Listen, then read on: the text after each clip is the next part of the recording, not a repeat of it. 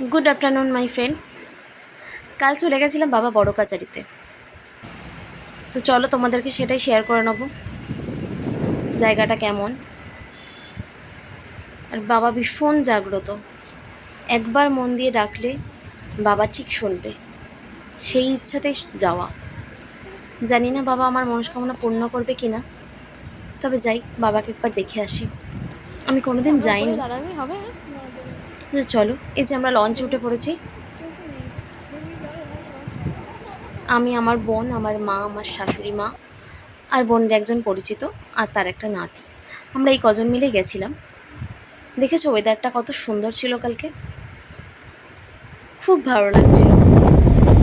এই যে লঞ্চ থেকে নেমে আমরা অটোতে উঠে পড়েছি, এবার চলেছি অনেকটা রাস্তা, প্রায় 1.5 ঘন্টার মতো লাগবে। খুব সুন্দর ওয়েদার ছিল, খুব ভালো লাগছিল।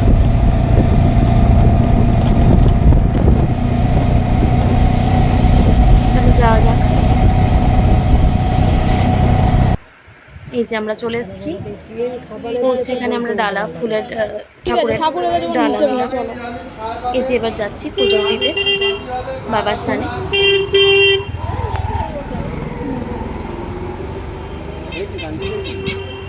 প্রচুর দোকান চারপাশে, আমরা এটাই বলি কারণ আমার শাশুড়ি মারা সবাই আগে গেছিল, তারা বলছিল যে আগে এত দোকান ছিল না, এখন প্রচুর দোকান হয়ে গেছে। খুব সুন্দর, খুব পরিষ্কার জায়গা, একদম মন ভালো করা জায়গা। আমার নখে লেগেছে ওর খুব জোর। চলো পুজো দিয়ে নিই এবার। এই যে স্নানের ঘাটে চলে এসেছি, এটা দুধপুকুর নামে পরিচিত। এই পুকুরে স্নান করেই পুজো দেয় সবাই, কেউ কেউ দণ্ডি কাটে এই পুকুর থেকে স্নান করে। তাদের লোকগুলোকে তুই তাহলে দিতে হয়, ভাগ করে দিতে হয়। আমার বোন বলছে সাবধানে নামবি, এত ভয় পাচ্ছিলাম, কোনোদিন পুকুরে নামা আমার অভ্যাস নেই, কিন্তু স্নান করেই আমি পুজো দেবো ঠিক করেছিলাম, তাই জন্যই স্নানটা করে নিচ্ছিলাম। যদি আর কেউ স্নান করেনি, আমি একাই স্নান করেছিলাম। যদি আমার বাবা আমার মনের ইচ্ছা পূরণ করে। এখানে সবাই সিঁদুর দিচ্ছিল, সিঁদুর শাঁখাপলা দিয়ে সবাই প্রণাম করছিল। এই যে এটা বাবার মন্দির, এই যে বাবা।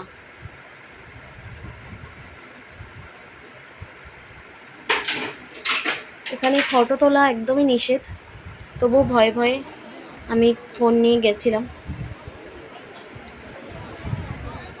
তোমাদেরকে দেখাবো বলে।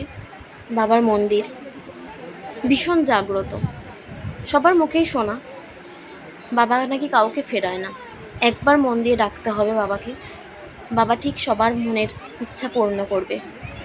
পূর্ণ হলে এখানে সবাই দণ্ডি কাটে, অনেকে সন্তানের জন্য মানত করে, তো তারা গোপাল দিয়ে পুজো করে।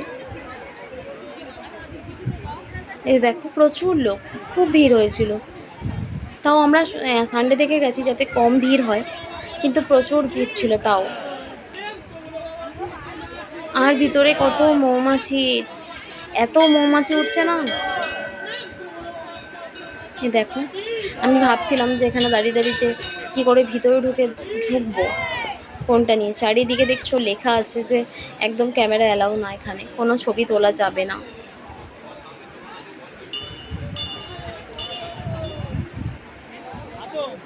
আমি ভাবছিলাম কি করে একটুখানি জাস্ট ঢুকবো, এই যে ঢুকে পড়েছি, জাস্ট তোমাদের একটুখানি দেখাবো বলে। এই যে সেই বট গাছ, ভীষণ জাগ্রত।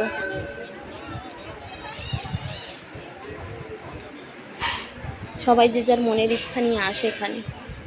এ দেখবে এখানে মন্দিরের যে গ্রিলের গায়ে দেখো অসংখ্য কাগজ সুতো দিয়ে বাঁধা আছে, সবাই সবার মনের ইচ্ছা মনস্কামনা এখানে লিখে রাখে, এই কাগজে লিখে সুতো দিয়ে বেঁধে গ্রিলে ঝুলিয়ে দেয়, আবার মনস্কামনা পূর্ণ হলে আসবে।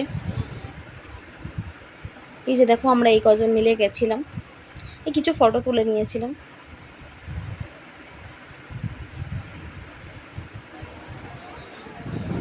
এই আমি আর বোন একটু ভিডিও করতে করতে যাচ্ছিলাম।